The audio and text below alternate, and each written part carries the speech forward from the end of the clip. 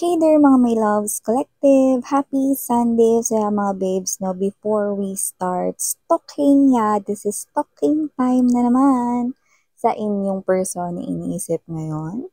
But before that, no, let me just tell you something really important. So, the Mercury retrograde, no, has begun. Nagsimula na ulit ang ating Mercury retrograde. So, yun mga babes, no, I want you to protect here your energy because there are a lot of, past memories, no, which is talaga naman, no, na ito ay hindi nyo maiiwasan, no. And I'm gonna warn you about this past old memories kasi yung mga magre-resurface at mga magbabalik ay ang mga syongit na mga memories, no, mga tragic experiences, yung mga hindi magaganda, mapapait, no, mapapangit, no, masyusyongit na mga alaala ng nakaraan. Kaya I want you to protect here your energy, no, especially if you are manifesting here some kind of wish, no. Maybe someone here could be eyeing a promotion sa kanilang work and you're already doing great, no.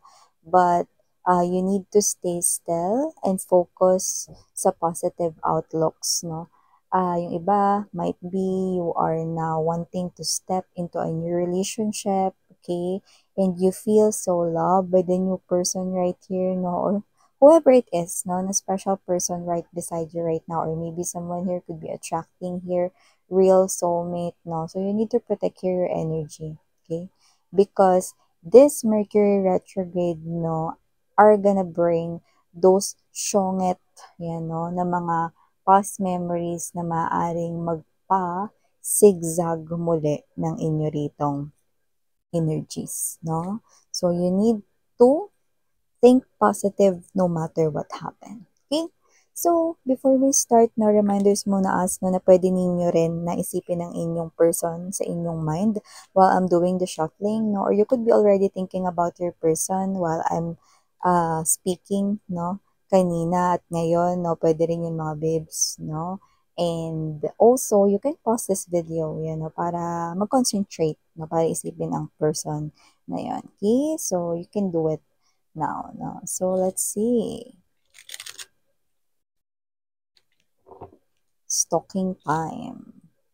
Tell me about this person here sa mind ni collective. Show me what this person here is about to do. Ano bang iniisip niya? May gagawin ba siya dito regarding collective? Who is this person? No good. Who is this person here for collective?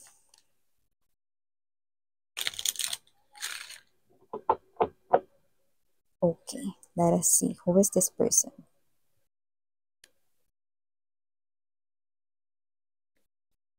Girl with a snake. Whoa. Okay. Coffin. Araso. Araso.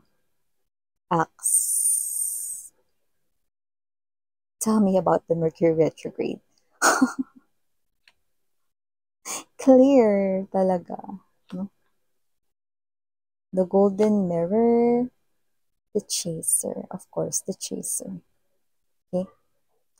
Clock. Girl talk. And soulmates. Yeah. Tell me about the Mercury retrograde. Look at that. See? I just want to show you here. Okay. This is the energy here of your person. The girl talk. The clock. Okay. And then the soulmate. May nagpakita sa akin dito mga babes, no? You will have this dream. Yung iba, napanaginipan nyo to, pero hindi nyo naaalala. Yung iba naman, napanaginipan nyo ito, no? At naaalala ninyo. But some of you, pwedeng hindi nyo naaalala, pero napanaginipan ninyo, no? Yung iba, hindi nyo pa napapaginipan, pero mapapanaginipan nyo na ito, no? In the upcoming weeks. Yan, no? So, ano ba yan, miss yan, no? So, your ex, in this dream is talking to you. Not just that, he or she is giving out the energy of someone who's begging. Yan, no?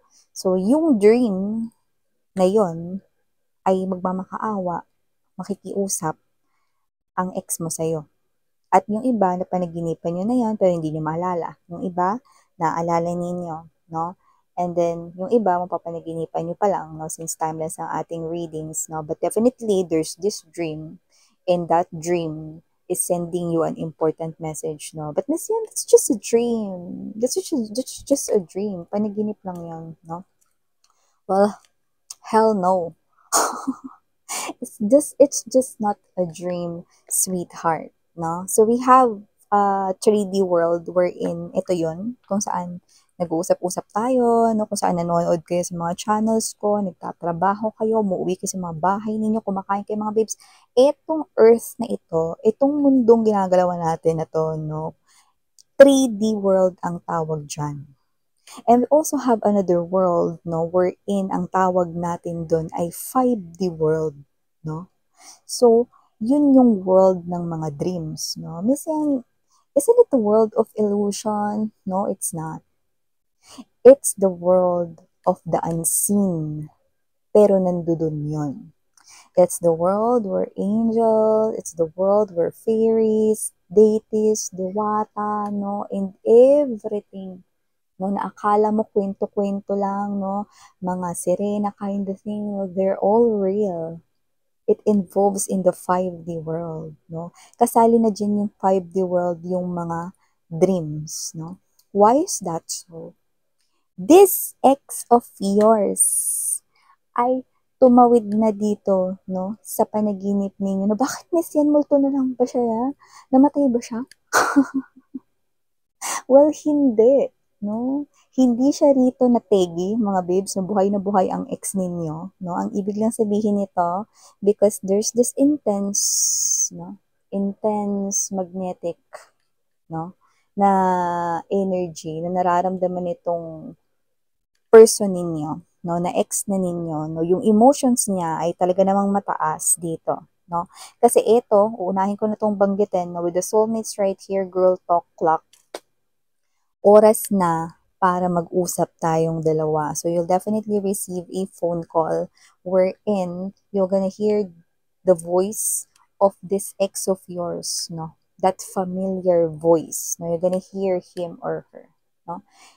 Through video call, through tawag, no? Sa SIM card, yan, no? Or yung iba, no? Pwedeng ito ay voice, talagang boses niya yung gamit niya, no? Or yung iba, this person here will definitely go to you. Okay? Eh yung iba, possible na may mauna munang message, no? But that doesn't mean na porke hindi ka mag-reply dyan, no? Or whatever, no? Eh hindi ka na niya pupuntahan. Pupuntahan ka pa rin niya kahit na i-text ka niya dito, no?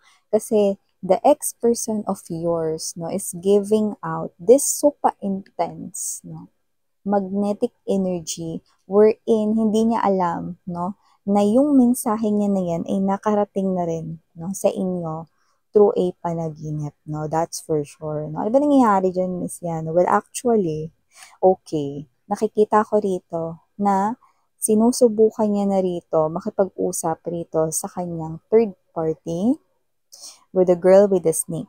Yung iba, nakapaghiwalay na sila dito sa third party na yan, babae man yan, lalaki, LGBT, no?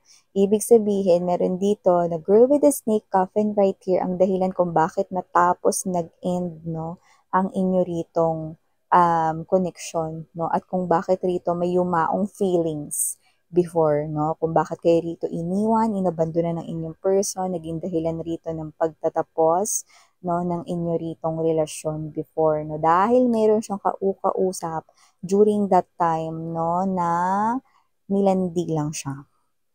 Yes, you heard it right, no? You heard it right. The girl or the boy, no, LGBTQs, yung third party, okay, nakikita ko rito na siya talaga yung may gusto doon sa person mo. Kaya ko sinabi, na nilandi niya yun. Look at that, read it. One-sided relationship, no? So, ibig sabihin, may gusto talaga yung third party, kaya niya kinuha rito ang person mo. So, nakita ko na nakuha naman sa landi yung person mo, kaya naging sila. At this is malinaw na stab in the back with the axe energy. And I'm seeing na yung iba, tinapos niya na yung relationship niya with the third party. Wala ka nang magagawa kahit makapaghiwalay ako sa'yo.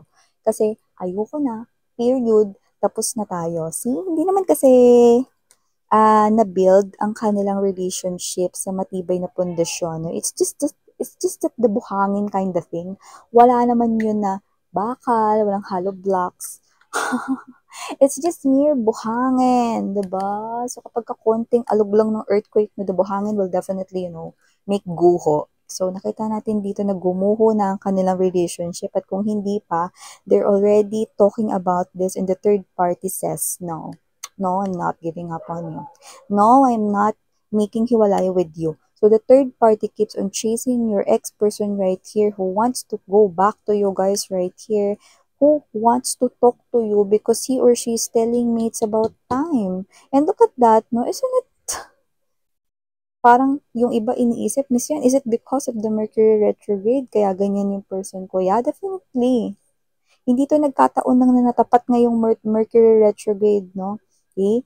Na nagsimula ng maging ganito. It is because that Mercury retrograde, no, is really part of that unseen forces wherein yung mga syunga talaga dati, no, talaga namang magigising.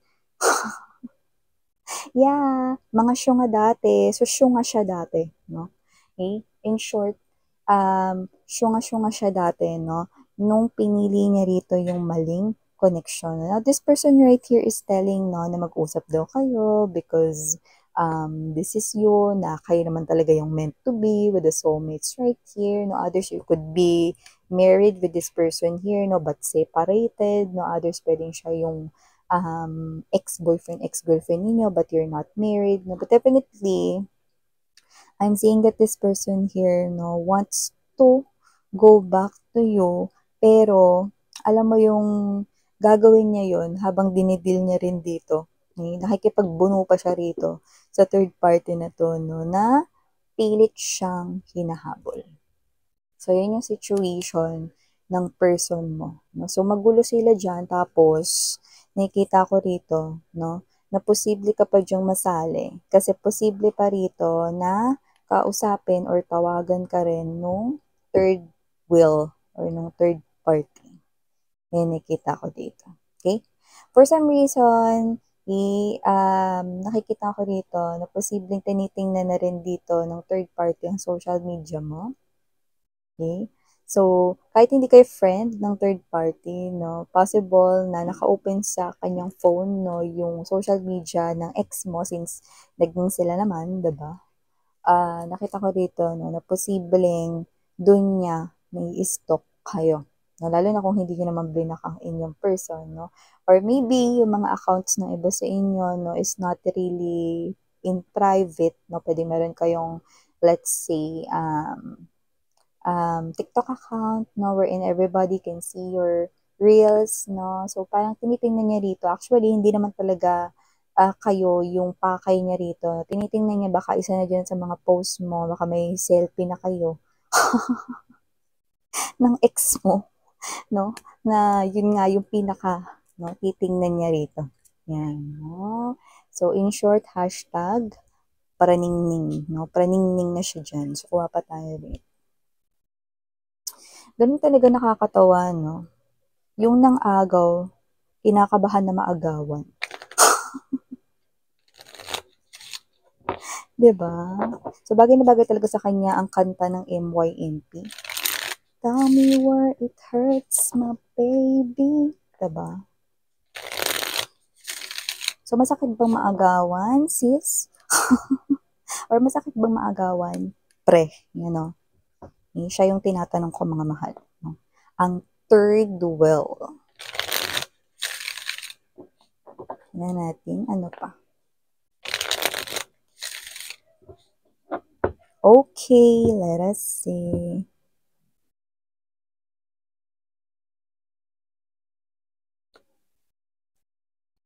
Page of Mirrors, the Gossip, Knight of Flutes, for the Knight of Cups energy, Four of Mirrors right here. We also have here the Five of Rings energy, the Producer, Seven of Mirrors, yeah. The Fans, Sent Home, and the Cocktail Party. Yan. So nakikita ko no na mukhang sila ay nagiging topic at usap-usapan na rin no ng kanilang mga friends dito no. Yan. So nakikita ko na hindi maganda yung nagiging kwentuhan no at posibleng may dagdag bawas na nga ito. At mas lalo pang nakakaapekto ang mga reaksyon ng mga kaibigan nila no sa nangyayari rito sa kanilang connection, no? Ano nangyari? Bakit nag-aaway kayo? Ay naku, malapit na talaga na maghiwalay na talaga kayong dalawa niyan. Yun na yung mga kaibigan ng mga third party yung sinasabi sa kanila. Kaya mas lalong kinakabahan with the Five of Rings energy, no? Yung third party. At mas lalo siya ritong nai-insecure sa'yo. You know? So parang kahit napiliin na lang dito, no, na pikit mata, no, at takipan ng kanyang tenga dito, no, alam niya pa rin, no, na parang feeling talunan na siya rito, no. Kasi may point, no, hindi lang basta gossip, hindi lang basta rumor with the Page of Mirrors, no, yung mga pinagsasabi ng mga common friends niya, no, at ng kanya rito na person, no, na ex niya na rin. So, nakikita natin dito, iba malapit niya na maging ex yung ex-person mo, no? Kasi nakikita ko rito ng gulo-gulo talaga nila, no? Parang, alam mo yung energy ng kung straight yung buhok mo, nakukulot talaga. Kasi ang gulo-gulo nila. So, yun nakikita natin dito. So, I think your person is really, trying to tell this third party na ikaw talaga, no, yung dapat na nasa buhay niya at hindi itong third party, no. So, I think this third party right here, no, has this plan or gusto niya rito na mag-produce ng sariling plano, no, upang ito ay gumana sa iyong person, no. So, I think this person right here, no, is nauubusan na ng gagawin at nakikita ko na posible ngayon pina-flood niya na ng mga mensahe, no, yung ex-person mo, no. Pero your ex-person is giving me the vibe, no, na parang, ayan, with the Four of Mirrors energy and the Knight of Flutes, no, nakita ko dito, ito, this is the left chest, no, at ito ay isang rosas, no, so parang gising na talaga yung person mo, no. So nakikita ko that with this panyo, yan, no, hindi yan pamunas, no, ng bibig kapag kumain ka. Kundi yung panyo na yun mga babes, no, is posible, no, na one, possible na talagang siya ay umiiyak dito, no, dahil alam mo na, no, kapag ka Mercury retrograde, hindi talaga mapipigilan ang emosyon, so talagang very high, at posible talaga that this person here is really crying over you guys, no, and also this suit and tie, no, this handkerchief is part of the suit and tie. So, wala tayo ditong gender, no? Pero this person here is willing to make ligaw to you again, no? And yung iba, parang okay lang siya na bumalik kayo sa umpisa. Yan, no? Basta bigyan mo lang siya ng chance. No? Pero yun nga, no? Nakita ko rito may pagbablock sa kanila at posibleng i-block niya yung third party kasi ipaplood siya ng mga messages. Ano, hindi mo ko sagutin? Ano, asan ka ngayon? Yan. Sabog ang inbox. Sinikita ko dito. So, nakakaloka itong nakuha natin ditong pag stock no? So, good luck na lang talaga sa kanila, no? Isa lang masasabi ko sa kanila, fighting. Kung kaya, yan o. Ito na ang messages right here for you, guys. Thank you so much again, I'm Yuriana on Sarang Heal Love in Light.